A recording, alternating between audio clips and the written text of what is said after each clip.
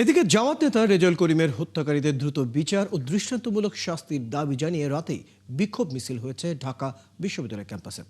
মিছিলে ডাকসুর নেতা কর্মীরা সহ সাধারণ শিক্ষার্থীরা অংশ নেন। এ সময় ডাকসু ভিপি সাদিক কায়েম বলেন, দেশের চাঁদাবাজি ও হত্যাকাণ্ড বন্ধ না হলে জুলাই প্রজন্ম আরও শক্তিশালী হয়ে ফিরে আসবে। রাজনৈতিক দলগুলোর উপর হামলা হলেও প্রশাসন নিরাপত্তা দিতে পারছে না বলেও অভিযোগ করেন তারা।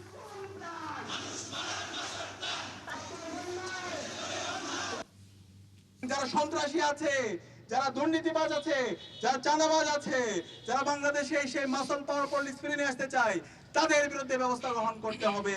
আমরা অনুরোধ করব অন্তর্বর্তীকালীন সরকার এবং নির্বাচন কমিশনকে রেজাউল ভাইয়ের হত্যার সাথে যে সমস্ত খুনিরা জড়িত আছে তাদেরকে দ্রুত সময়ের মধ্যে বিচারের আওতায় নিয়ে আসতে হবে এবং এই খুনের মাস্টারমাইন্ড যারা আছে সবাইকে বিচারের আওতায় নিয়ে আসতে হবে।